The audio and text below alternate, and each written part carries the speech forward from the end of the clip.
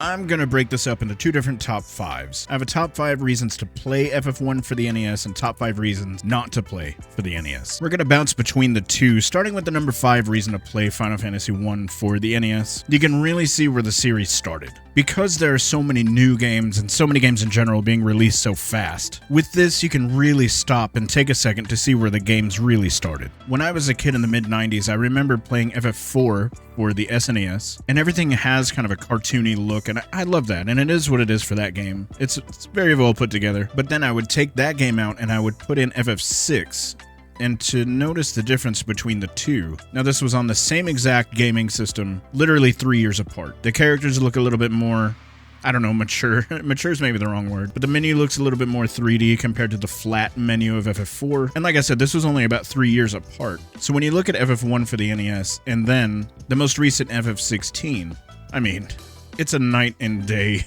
sort of difference. That's certainly one reason that you would want to play FF1 for NES is, just to really see the difference in where it came from versus where it is now. And to go along with this, a lot of the staples that the FF series has now definitely started with FF1 for NES. Things like the baseline that happens at the beginning of any battle, and with that, the victory fanfare. Choosable classes was a huge staple of like FF5, FF3. You can sort of choose what class you're going to be. FF1 really started that. The theme of crystals and their power and their use in the world changes over time. FF16 really uses crystals and their powers. The supremely intricate storylines, which we'll get into in just a bit. The use of airships, which, if you look at gaming in 1987, you have Contra, Mega Man, Zelda 2, Street Fighter. Not really a whole lot of airships floating around, so that was a brand new concept for a lot of people. And even in 1990, whenever we got it over here in the West, Dr. Mario, Mario World, Batman, Ghostbusters, Phantasy Star 2, Mega Man 3. Again, the airship concept was fairly new at that time. And then lastly, War Mech. And if you didn't know he was in a lot of games, I've got a video coming up that details the entire lore that I made up about War Mech, and I think it's super interesting. It took me like a week to write, and I'll throw up a card now. And if there's not a card yet, that means I haven't made it yet, but moving on. And the number 5 reason to not play FF1 for NES is because it's hard, dude. It's really a double-edged sword, really. When I was a kid, I only had the choice between FF1 and FF4, or as we knew it, FF2 for Super Nintendo. And FF4 or 2 felt really so much more balanced and easily accessible, so I preferred it to the NES FF1. FF1 is horrendously unbalanced, and your battle-hardened characters can completely miss in several attacks in a row. And when you've got to be ultra precise and ultra strong with your attacks, this alone will make you pull your hair out. And I get it. We had to get our money's worth when paying this much for a game back in 1990 or 87, but good gravy, man. Sometimes there's just absolutely zero grace with FF1. And going with that, some of the caves and dungeons, and they're just sprawled out, these huge mazes, and there's chests all over the place, and that just means more battles to get into, and that means more missing that your characters could potentially do. I think to make it worse, some of those treasure chests have nothing good in them, almost like a slap to your favorite uncle's face. I don't know, that's all I gotta really say about that. Alright, moving on. Number 4 reason to play FF1 for the NES is the super involved storyline for the time. Other games at the time were sort of save the princess, get to the end of the game, what's your high score?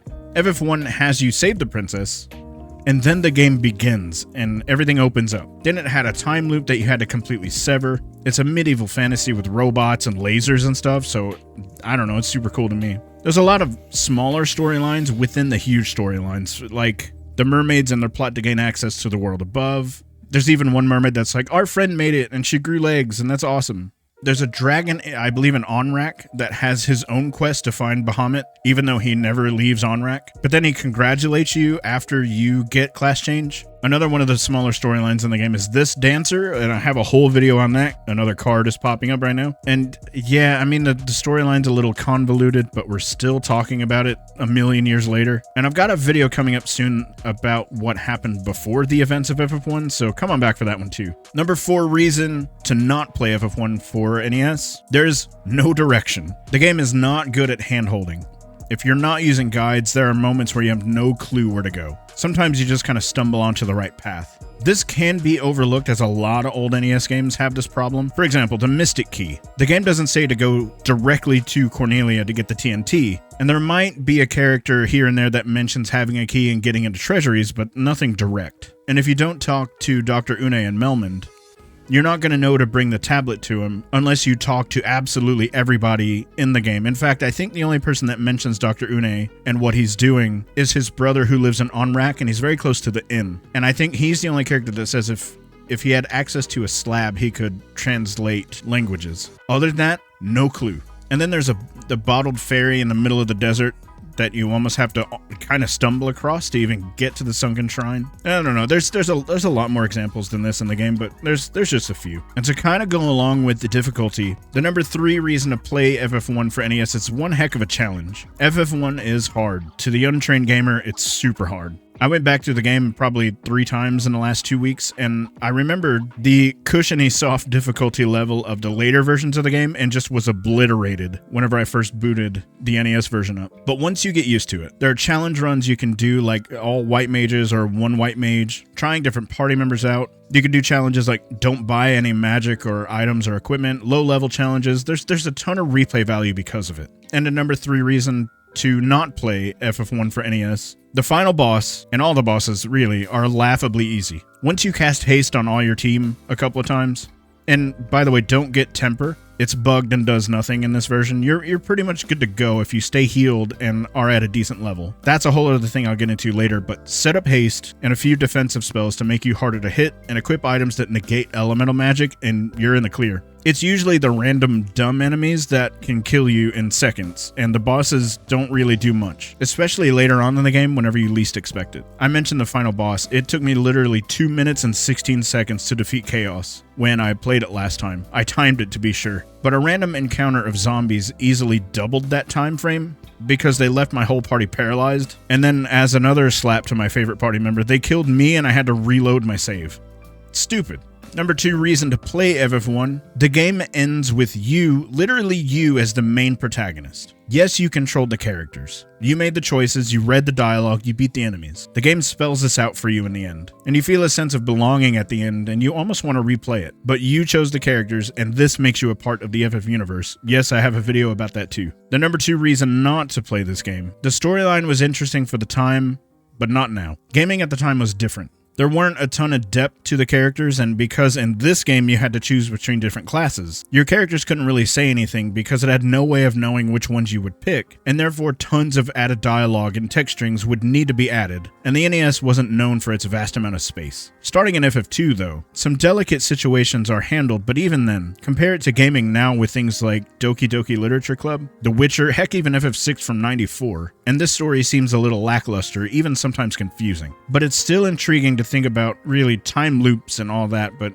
I don't know. I feel as if it's been done a lot. And there are other games that do time travel really well. I'm looking specifically at Chrono Trigger. The number 1 reason to play FF1 for the NES, the feeling of accomplishment. There's something about seeing that the end screen after being beaten up, chewed up, and spit out by not only the bosses in this game, but the random encounters primarily. Oftentimes, the enemies that you're supposed to mow down for experience points and money are the ones that cause more game overs. Undead creatures have the ability to paralyze, and if so, you have to slowly watch your party being beaten into the ground. I brought it up earlier, but Warmech or Death Machine, he's harder than the final bosses. So when you hear that beautiful NES chiptune ending music and see the end, you feel something. You've been in the trenches and now it's over. You feel tired but satisfied. You did it. And in this game, that's huge. And the number 1 reason not to play FF1 for the NES is this game is a slog. It is so slow. If you're playing this game on the original NES hardware, you're a better man than I am, because no thank you. I value my time a lot, especially as my beard gets more gray. This is a huge thing to say, really, on a channel that adores the series as a whole, but I can't recommend this version of the game unless you're looking for the things I pointed out earlier in this video. It's just not fun sometimes, but there is a lot to love, but it can be a chore to get to that stuff to love. It's challenging, you can see where it started, and all that's completely understandable.